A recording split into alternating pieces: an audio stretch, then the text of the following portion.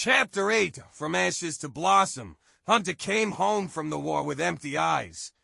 His body was whole, but his soul trailed behind like a torn cloak in the wind. He had seen death, heard it whisper in the trenches, felt it in Eric's last breath. When he got off the train and fell into Elvira's arms, it was as if he had lost all strength. He cried like a child, for Eric, for those he had shot, for the person he no longer knew he was. But Elvira was there. She lifted him. She held him at night when he screamed in his sleep. She carried him through the first months like a tree protecting its flower from the wind. She cried with him, laughed with him, gave him permission to be both broken and whole at the same time. In November 1940, just a few months after his return, they were married in a small wooden church in Higgins. The ceremony was simple. The priest spoke softly of hope. Hunter wore a dark suit. Elvira wore her mother's wedding dress. They held each other's hands in a grip that said, "We'll never let go." When Hunter saw her say yes, he knew that he was alive because of Eric, but that he would live on because of Elvira. They moved into a small yellow house outside the city, with lilacs at the front door and a garden that smelled of earth and the future. Hunter got a job as a bookkeeper at a local sawmill, while Elvira began teaching young children to read. Their home quickly became a place of music, laughter, and sometimes silence, for the nights were still dark. Sometimes Hunter would wake up in a cold sweat, hear explosions that weren't there, see Eric's eyes twinkling behind closed eyelids. But Elvira was there. "You're home now, darling. You're safe. Eric is watching over you." And Hunter held her close, as if she were his only oxygen. In 1944, their first child was born. A boy. They named him Eric. Hunter cried in the delivery room. He held the little creature in his arms and whispered, "You'll live for him. And for yourself. I'll protect you, I promise." 2 years later, a daughter was born. She was named Linnea. She had Elvira's eyes, Hunter's tenacity, and a knack for making everyone laugh even on the darkest days.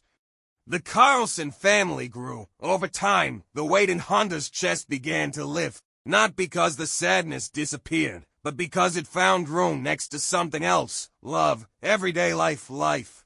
The 1950s became a decade of work and recovery. Hunter slowly climbed the ranks within the sawmill and became finance manager. He was reliable, methodical, but also friendly. A man who rarely laughed out loud, but when he did, everyone stopped. He built a playhouse for the children, with his own hands. Every board, every nail, was like a blow to the past. Eric, who was now 10, used to help. "Dad, why are you so quiet sometimes?" Hunter looked at him, brushing some sawdust from his son's hair. "Because I remember, and sometimes memories are heavy." "But you make them lighter." Linnea loved to paint. She often drew her father as a hero with a cape. When Hunter asked why, she said, "Because you saved Mother and yourself. That makes you a hero." They vacationed on the West Coast every summer, ate ice cream, swam in the sea, built sand castles. Hunter laughed more, he cried less.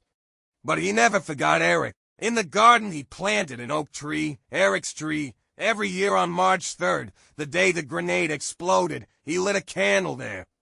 In 1960, Hunter turned 49. His hair had begun to turn gray at the temples, and he bore small wrinkles that resembled the map of a landscape he had traveled through.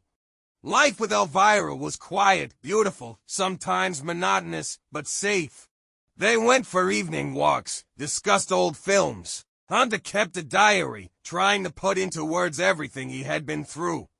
In one of his entries he wrote, "It's strange how life always goes, not straight, not easy, but it goes. Through grief, through war, through birth and everyday life, I am grateful for Elvira, for the children, because I live, because I love." Eric had started high school and dreamed of becoming a doctor. Linnea wanted to be an artist.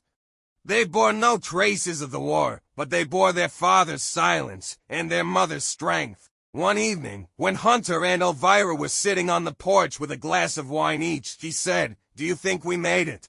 "What then, life? This?" Hunter smiled. He put his hand over hers. I think we made it every day we chose each other. Every time we could bear another day.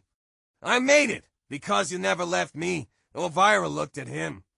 There was still pain in his eyes, but also something new, light, and I made it because you came home. When the year 1970 came, Hunter was 59 years old. He had finished working, his pension was waiting. The children had moved away from home, life had calmed down like a lake after a storm. One day he went alone to the cemetery in Helsingborg, where Eric was buried. He hadn't been there for many years. He sat down by the grave, laid a bouquet of flowers. "I know you saw it," he said softly. "I know you saw everything. That I survived, that I got married, that we had children, and that we never forgot you." Silence lay like a warm blanket over the cemetery. The birds sang, the trees swayed. "I haven't cried for you in a long time, Eric, not because I've forgotten you, but because I'm alive, for you, for me, for everyone we lost." And there, on a bench by a grave, Hunter Carlson smiled completely for the first time.